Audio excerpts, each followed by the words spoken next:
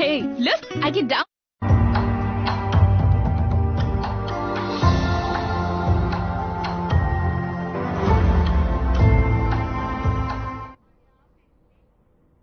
नमस्कार, अपना उत्तर प्रदेश देख रहे हैं आप और मैं हूं आपके साथ ज्योति। बद्रीनाथ केदारनाथ मंदिर समिति ने यात्रा व्यवस्थाओं में मजबूती के लिए प्रदेश सरकार को 10 करोड़ रुपए देने का निर्णय लिया है। मंदिर समिति ने यह निर्णय लेकर एक मिसाल कायम की है। पूर्व में मंदिर समिति की आर्थिक स्थिति बहुत मजबूत नहीं थी। उत्तराखंड चारधाम देवस्थानम बोर्ड के गठन के समय प्रदेश सरकार ने बोर्ड की विभिन्न व्यवस्थाओं के संचालन के लिए 15 करोड़ रुपए का अनुदान दिया था।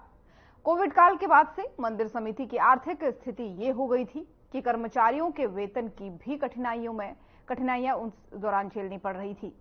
मगर विगत 2 वर्षों में कुशल प्रबंधन के चलते मंदिर समिति की विभिन्न व्यवस्थाओं में सुधार के साथ ही आर्थिक स्थिति में भी अप्रत्याशित वृद्धि हुई है।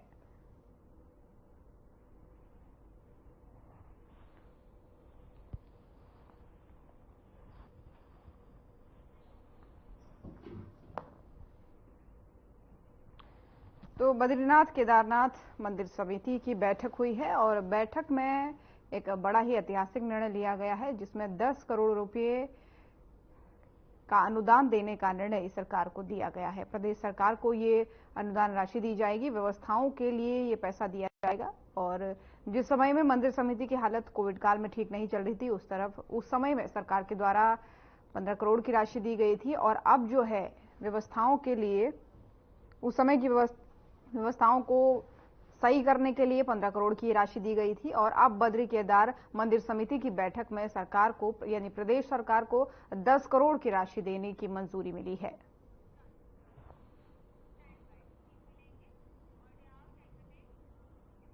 और महामहिम का आधिकारिक दौरा, थाईलैंड के उप प्रधानमंत्री और विदेश मंत्री श्री पर्णप्री बहिधानुकारा भारत आए।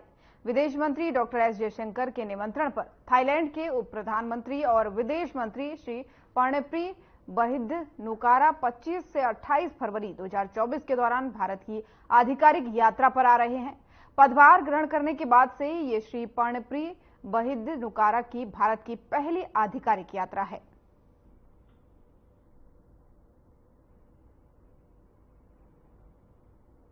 तो थाईलैंड के उप प्रधानमंत्री भारत दौरे पर आने वाले हैं। 25 से 28 फरवरी के बीच इनका ये दौरा रहने वाला है।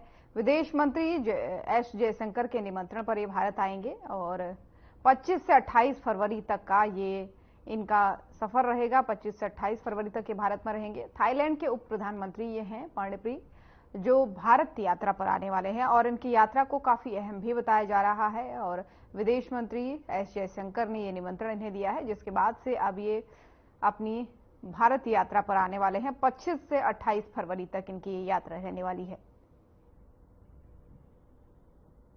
यानी इनकी यात्रा का आज आखिरी दिन है। 3 दिन की इनकी यात्रा थी और इस दौरान विदेश मंत्री एस जयशंकर ने इनसे मुलाकात भी की।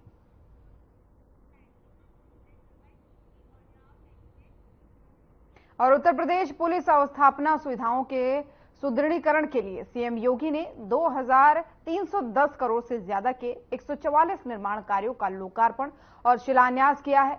इस मौके पर सीएम योगी ने संबोधित करते हुए क्या कुछ कहा है, सुनाते हैं आपको। पुलिस लाइन के शिलान्यास का कार्यक्रम भी हो रहा है। पीएसी नई वाहिनियों के शिलान्यास के कार्यक्रम भी हो रहे हैं और स्पेशल सिक्योरिटी फोर्स एसएसएफ की नई वाहिनियों के गठन की शिलान्यास के कार्यक्रम भी हो रहे हैं। इन सब को लेकर के एक नए भारत का नया यूपी है, तो नए यूपी की आधुनिक पुलिस के लिए भी मैं प्रदेशवासियों को और उत्तर प्रदेश पुलिस बल को भी हृदय से बधाई देते हुए अपनी शुभकामनाएं देता हूं।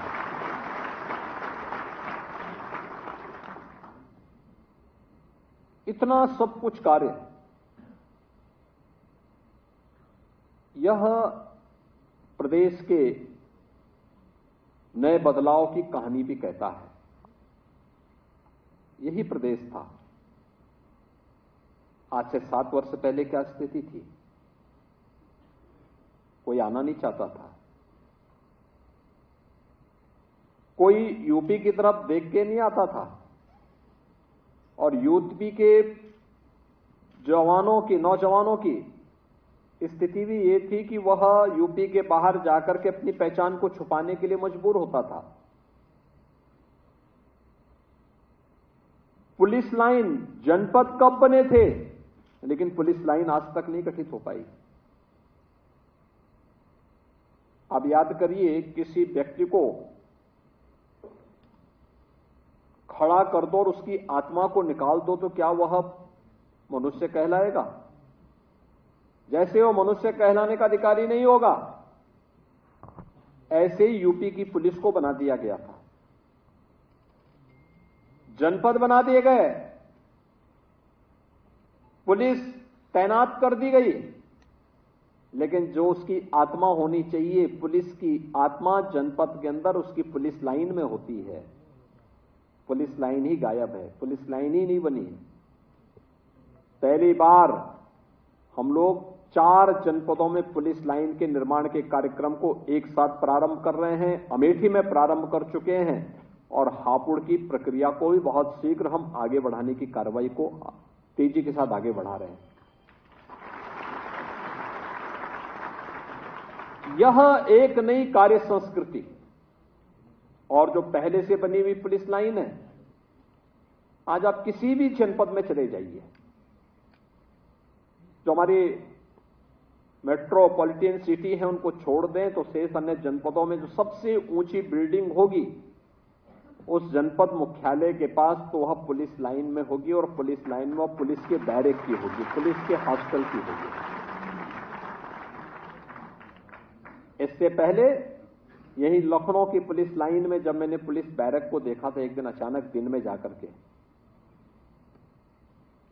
उसी में पुलिस कार्मिक सोया हुआ था, टूटी हुई पलंग थी, आसमान दिखाई दे रहा था, पूरी छत टूटी हुई थी, एस्बेस्टस की सीट थी और उसी में वो लेटा हुआ था। यानी दिन भर ड्यूटी करे या रात्रि भर ड्यूटी करे और जब आए तो हॉस्टल में या बैरक में आता था तो सोने के लिए भी उसके लिए कोई व्यवस्था नहीं थी, आराम करने के लिए कोई व्यवस्था नहीं थी।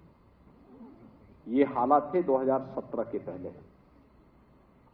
और आज मैं कह सकता हूं, हर जनपद की पुलिस लाइन में, हर थाने में हम लोगों ने या तो हाई राइज बिल्डिंग बनाकर के हॉस्टल उपलब्ध करा दिया है या निर्माणाधीन है, या फिर हर थाना क्षेत्र में भी हम लोगों ने पुलिस हॉस्टल और पुलिस बैरक की व्यवस्था बनाकर के अत्याधुनिक सुविधाएं उन्हें उपलब्ध करवाई हैं। और जवान है, 8 से लेकर के 12 घंटे, कभी कभी 24 घंटे उसको ड्यूटी करनी होती है। उसकी बुनियादी सुविधाओं की, आवश्यकताओं की पूर्ति तो करनी ही पड़ेगी और इस देश से जितना पैसा लगा, अकेले यूपी पुलिस को पिछले 6 वर्ष के अंदर हम लोगों ने 18 से 20 हजार करोड़ रुपए केवल अवस्थापना सुविधा के लिए उपलब्ध करवाए हैं।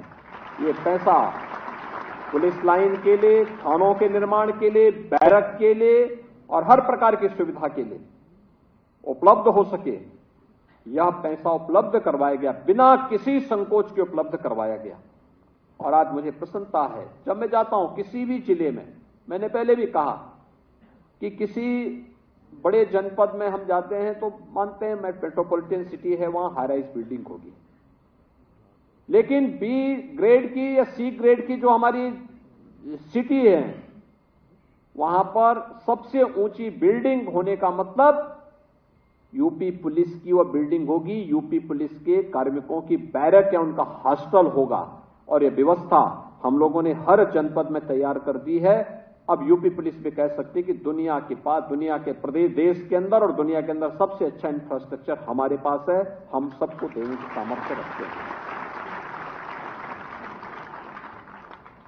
हमारे सामने चैलेंज था, एक कर्फ्यू ग्रस्त प्रदेश को, इस दंगा ग्रस्त प्रदेश को, माफियाओं से पूरी तरह त्रस्त प्रदेश को, जहां पे न व्यापारी सुरक्षित थी, न बेटी सुरक्षित थी, जिस प्रदेश में हर दूसरे तीसरे दिन एक दंगा होता था, महीनों महीनों तक कर्फ्यू लगा रहता था। उस प्रदेश में कोई आना नहीं चाहता था। कहां से नौकरी आएगी, कहां से विकास होगा? आबादी में देश का नंबर 1 प्रदेश, लेकिन अर्थव्यवस्था में 6, 7वें नंबर पर भी हमारी गिनती नहीं होती थी। हर एक सेक्टर में पीछा। देश के अंदर, देश के विकास में ब्रेकर के रूप में वो यूपी को माना जाता था। स्थिति क्या थी? यूपी का नौजवान यूपी के बाहर जाता था और उस समय नाम सुनते ही लोग उसको वहां से बाहर कर देते थे, पहचान छुपाने के लिए मजबूर होता था।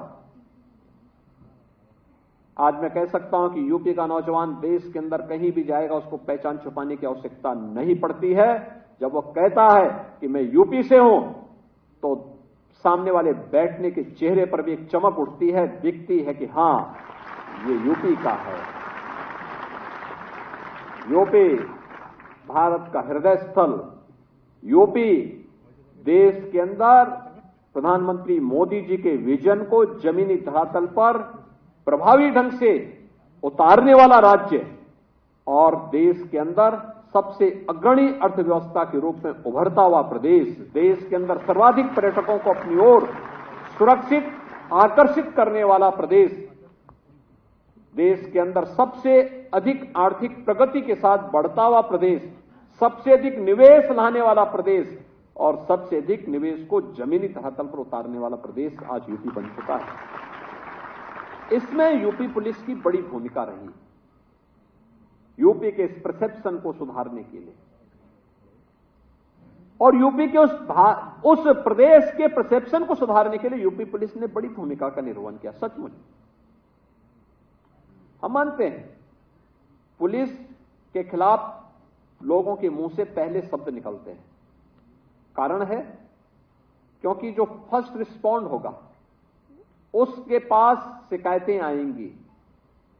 शिकायत के समाधान के लिए मैकेनिज्म अच्छे बुरे दोनों हो सकते हैं, लेकिन स्वाभाविक रूप से जिसके पास व्यक्ति पहले जाएगा उससे शिकायत भी होगी। इस दौरान काफी कुछ किया गया। हम लोगों ने 1,60,000 से अधिक तो पुलिस कार्मिकों की ही भर्ती की। 1.5 लाख के आसपास पुलिस कार्मिकों को प्रमोशन भी दिया।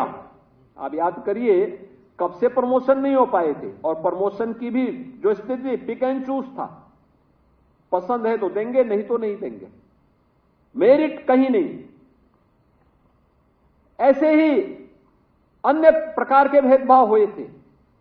उन सब से अलग एक पूरी पारदर्शी और सुचितापूर्ण तरीके से पुलिस की भर्ती की प्रक्रिया को भी आगे बढ़ाया गया। यूपी पहला राज्य है जिसने इतने पुलिस कार्मिकों की भर्ती की। वे सभी आज कार्य कर रहे हैं, फील्ड में आकर अपनी सेवाएं दे रहे हैं। हर एक स्तर पर की गई पुलिस की भर्ती के साथ ही यह व्यवस्था भी की गई, हर जनपद से उत्तर प्रदेश के जवान उत्तर प्रदेश पुलिस में भर्ती हुए, और भर्ती की इस प्रक्रिया को हम लोगों ने समयबद्ध तरीके से आगे बढ़ाने के साथ साथ इसकी ट्रेनिंग की क्षमता को भी हम लोगों ने 3 गुना किया। 1947 से पहले, यानी यूपी पुलिस के गठन के पहले से लेकर के 2017 तक जितनी हमारी क्षमता थी, आज हमारे पास उससे 3 गुना क्षमता है पुलिस ट्रेनिंग की। और कुछ ही समय के अंदर हर जनपद में, हर पीएसी पाहनी के अंदर हम लोग ट्रेनिंग की एक अतिरिक्त क्षमता विकसित करेंगे। तब यूपी अपने लिए ही नहीं, बल्कि देश के अंदर की अन्य राज्यों के लिए भी और पैरामिलिट्री के लिए भी ट्रेनिंग की क्षमता अपने पास तैयार करके रखेगा कि अगर किसी को ट्रेनिंग लेनी है, हमारे इंफ्रास्ट्रक्चर का उपयोग करिए। ये सभी कार्य हम लोगों ने प्रदेश के अंदर किए। बहुत सारी चीजें हुई। पीएसी की 54 कंपनियां समाप्त कर दी गई थी, उनके पुनर्गठन की कार्रवाई को पूरा किया। पुलिस के अंदर एसडीआरएफ, यूपी के अंदर एसडीआरएफ की गठन किया। जोनल और रेंज स्तर पर वहां पर फॉरेंसिक लैब की स्थापना की। यूपी के अंदर अपना फॉरेंसिक इंस्टीट्यूट की भी स्थापना की, जो गत वर्ष से ही कार्य करना प्रारंभ कर चुका है। और पीएसी की नई वाहिनियों के गठन के साथ साथ एसएसएफ का गठन भी यूपी ने किया है, सफलतापूर्वक किया। इस समय अयोध्या में श्री राम जन्मभूमि की सुरक्षा का दायित्व उत्तर प्रदेश एसएसएफ भी उठा रही है और वही इस कार्य को सफलतापूर्वक आगे बढ़ा रही है। एयरपोर्ट की सुरक्षा हो या मेट्रो की सुरक्षा, यह दायित्व भी यूपी पुलिस उठा रही है। ये सभी कार्य करने के साथ समय की चुनौती को हमेशा ध्यान में रखते हुए हम लोग कार्य कर रहे हैं और आज इसी में यूपी संभवतः देश का पहला राज्य होगा आज के बाद जिसके पास अपने सभी 75 जनपदों में अपने साइबर थाने होंगे और यूपी के सभी 75 जनपदों के 75 साइबर थानों का शुभारंभ, जिनमें 18 को हम पहले प्रारंभ कर चुके थे, शेष 57 का शुभारंभ किया जा रहा है। इसके लिए यूपी पुलिस को मैं हृदय से बधाई देता हूं। सभी 1523 थाने जो यूपी के अंदर हैं, इनमें साइबर सेल की स्थापना भी। अब कोई व्यक्ति साइबर क्राइम की चपेट में आएगा तो उसको कमिश्नरी मुख्यालय, रेंज मुख्यालय पे नहीं जाना पड़ेगा, कमिश्नरी मुख्यालय पे नहीं जाना पड़ेगा, बल्कि जहां पर जिस थाने में जाएगा वहां पर साइबर सेल होगी, उसकी विवेचना के लिए साइबर थाना होगा। ये सभी कार्य हर व्यक्ति को उसके गंतव्य में ही ये सुविधा उपलब्ध हो जाएगी और जहां भी उसका नजदीक का केंद्र होगा, स्टेशन होगा, वहीं पे सुविधा उन्हें उपलब्ध करवाने का कार्य हम लोग कर देंगे। यह एक बड़ी उपलब्धि है और इस बड़ी उपलब्धि के लिए मैं उत्तर प्रदेश पुलिस को हृदय से बधाई देता हूं, अपनी शुभकामनाएं देता हूं। इसके अलावा पुलिस के अंदर बहुत सारे अन्य कार्य हो रहे हैं, जिनमें 21 पुलिस थाना, 2 पुलिस लाइन, 2 पीएसी वाहिनी, 2 यूपी एसएसएफ और 33 स्थानों पर मेडिकल कक्ष के निर्माण के शिलान्यास का कार्यक्रम भी आज प्रारंभ हो रहा है। आप सोचिए, यानी पुलिस लाइन, पुलिस जनपद का गठन पता नहीं कब हो गया, लेकिन अब शिलान्यास हम कर रहे हैं। शिलान्यास आज हो रहा है। यूपी पीएसी पहले की सरकारें समाप्त कर रही। दंगा कैसे समाप्त होता है? जब दंगाइयों को ये लोग अपने गले का हार बनाएंगे। आज क्योंकि दंगों के लिए काल है यूपी पुलिस, दंगाइयों का काल है, यानी कह सकते हैं कि उनके लिए यमराज बनकर के टूट पड़ती है यूपी पीएसी, और उसको ही ये लोग समाप्त कर देते थे, यानी पीएसी को ही समाप्त कर दिया। 54 कंपनियां समाप्ति की गई। मुझे प्रसन्नता है आज उन्हें यूपी के अंदर फिर से गठन करने के साथ साथ नई वाहिनियों का गठन का कार्य भी संपन्न हो रहा है। पीएसी की नई वाहिनियां गठित होंगी। स्पेशल सिक्योरिटी फोर्स का भी हम गठन करने जा रहे हैं और उसके भी शिलान्यास का कार्य हो रहा है। साथ साथ पुलिस थानों में मेडिकल कक्ष के निर्माण की कार्रवाई को भी हम लोगों ने आगे बढ़ाया है।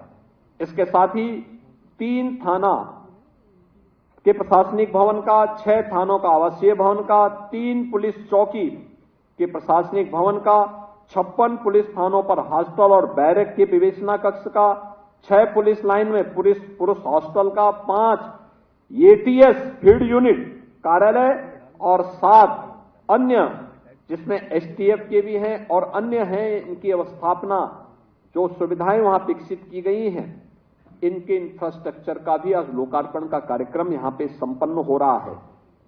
18 भ्रष्टाचार निवारण संगठनों का भी आज यहां पे शुभारंभ हो रहा है और प्रयागराज और कुशीनगर में पर्यटन थानों का भी आज हम लोग यहां पे शुभारंभ करने जा रहे हैं। इन सभी के लिए यूपी पुलिस को बहुत बहुत बधाई, अपनी शुभकामनाएं देता हूं। हमें समय के अनुरूप अपने आप को तैयार करना पड़ेगा और मुझे लगता है कि यह आज की आवश्यकता है। देखिए, अगर हम थोड़ी भी ईमानदारी के साथ प्रयास करते हैं, अपराध किसी भी प्रकार का होगा, हमें लोकतंत्र में डायलॉग को पहले महत्व देना होगा। डायलॉग, जिसके बारे में वित्त मंत्री ने भी आपके सामने अपनी बात कही। अगर हम संवाद का उपयोग कर रहे हैं तो कॉमन मैन से जुड़ी हुई समस्या का समाधान हो जाता है। ये जो साइबर थाने बनाए जा रहे हैं, एक कॉमन मैन को यही सुविधा उपलब्ध कराने के लिए जिस भी थाने में जाएंगे वहां साइबर हेल्प डेस्क उनकी मदद के लिए तैयार होगा। जैसे महिलाओं के लिए हम लोगों ने पिंक बूथ बनाए हैं, हर थाने में एक महिला कक्ष भी आरक्षित किया है। जो महिला जाएगी उसकी समस्या का समाधान उसी थाने में होगा, महिला पुलिस कार्मिक वहां मौजूद होगी। जैसे महिला बीट पुलिस अधिकारी की तैनाती हर बीट स्तर पर महिलाओं के साथ संवाद बनाने के लिए किया गया है, ऐसी कॉमन मैन की समस्या के समाधान करने के लिए भी एक डायलॉग को हमें आगे बढ़ाना पड़ेगा। लोकतंत्र की सबसे बड़ी ताकत है और इस डायलॉग के माध्यम से हम बड़ी से बड़ी समस्या का समाधान कर सकते हैं और उस डायलॉग को आगे बढ़ाने की दिशा में एक नया प्रयास हमारा प्रारंभ होना ही चाहिए। हम सभ्य समाज में रहते हैं, हमारी जीरो टॉलरेंस समाज विरोधी राष्ट्र विरोधी तत्वों के लिए पेशेवर माफिया और अपराधियों की प्रति होनी चाहिए।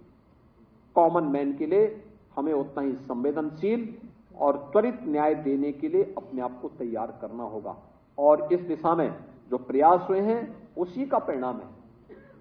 आज प्रदेश के अंदर प्रदेश की एक नई छवि बनी है। इस नई छवि का परिणाम क्या है? जिस यूपी में पहले निवेश नहीं आता था, आज जिसको कहते हैं ना कि छप्पड़ फाड़ करके यहां पर मां लक्ष्मी का आशीर्वाद बरस रहा है। 40 लाख करोड़ रुपए के निवेश के प्रस्ताव यूपी में आए, 40 लाख करोड़, जिसमें से अभी 10 लाख 24 हजार करोड़ का हमने प्रधानमंत्री जी से शिलान्यास कराया एक ही दिन में।